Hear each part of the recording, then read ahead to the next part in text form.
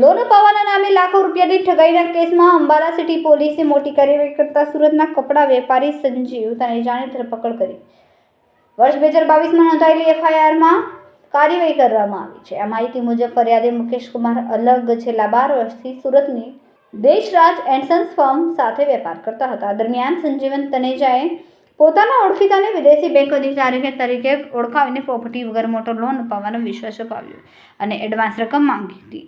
ફરિયાદી વિશ્વાસમાં આવીને અલગ અલગ હપ્તામાં રૂપિયા ટ્રાન્સફર કર્યા હતા। બાદમાં અન્ય આરોપીઓએ પણ મોટી રકમના લોનનો લાલચ આપીને પ્રોસેસિંગ ફી અને જીએસટીના નામે વધુ પૈસા વસૂલ્યા હતા। આરોપ છે કે આરોપીઓએ નકલી બેંક ડોક્યુમેન્ટ્સ, સ્વિફ્ટ કોડ અને સ્ક્રીનશોટ મોકલીને વિશ્વાસ જાળવી રાખ્યો, પરંતુ લોન ન મળતા પૈસા પરત માંગતા સંપર્ક તોડી દીધો અને ધમકીઓ આપવાનું શરૂ કર્યું। આ મામલે પોલીસે સંજીવ તનેજા સહિત કુલ 4 આરોપીઓ સામે ઠગાઈ, ષડયંત્ર અને ધમકી જેવી ગંભીર કલમો હેઠળ ગુનો દાખલ કર્યો। મુખ્ય આરોપીની ધરપકડ બાદ હવે આ કેસમાં આગળની કાર્યવાહી તેજ કરવામાં આવી છે।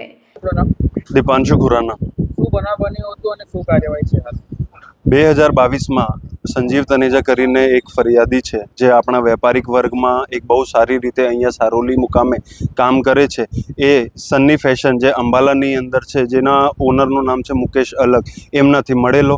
એમના એ લોકોના વેપારિક ધંધાની વચ્ચે એમને કીધું કે એ બેંકને એક લોન કરાવી દેશે, જેના કમિશન પેટે એમને 17,16,000 રૂપિયા આપવા પડશે, જે બાબતનો ચેક સન્ની ફેશને સંજીવ તનેજાને આપેલો।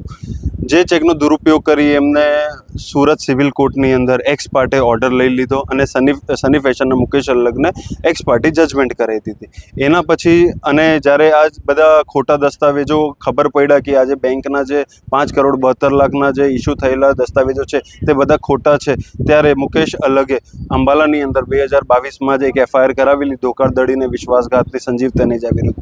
એ એફઆઈઆરના દરમિયાન ચાર્જશીટ થઈને ચાર્જશીટ પછી ક્યારે પણ સંજીવ તનેજા હાજર નહીં થતો હતો, તો ત્યારે કોર્ટે ધ્યાન લઈ ત્યાં બેલ કેન્સલ કર્યા અને એમના વિરુદ્ધ વોરંટ કાઢ્યું।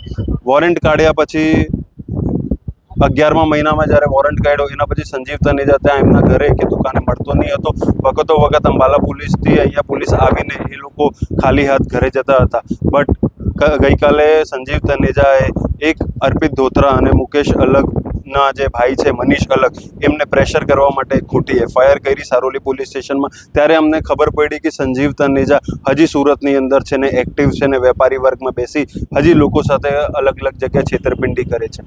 અર્પિત ધોત્રાના નામે જેમાં જ એમને એફઆઈઆર કરાવી ત્યારે મુકેશ અલગ જે છે સન્ની ફેશનના જે ઓનર છે એ તરત એક્ટિવ થયા। એમને અંબાલા કોર્ટની અંદરથી તરત વોરંટ લીધો ને આજે અંબાલા પોલીસે આવીને જે કોર્ટમાં આવીને એ ફરિયાદી બનીને આવેલા સંજીવ તનેજા, જે પોતે એક કેસમાં આરોપી છે, એ જેમ જ કોર્ટ પરિસરથી નીચે ઉતરે એમને તરત ને તરત અરેસ્ટ કરવામાં આવ્યું છે ને આજે હાલ અત્યારે એ ઉમરા પોલીસ સ્ટેશન ગયા છે ને ત્યાંથી એમને અંબાલા લઈને જવામાં આવશે। આ બધું કર્યા પછી આજે આટલા સમય પછી જે એક ફરિયાદી ઘણા વર્ષોથી 2022થી જે પોતાના ન્યાય માટે લડતો હતો, આજે એમને એક સૌથી મોટો પગલો લઈ એ લોકોને અરેસ્ટ કરાવી એ ન્યાયની તરફ સૌથી પહેલાં આજે એ લોકો વધ્યા છે।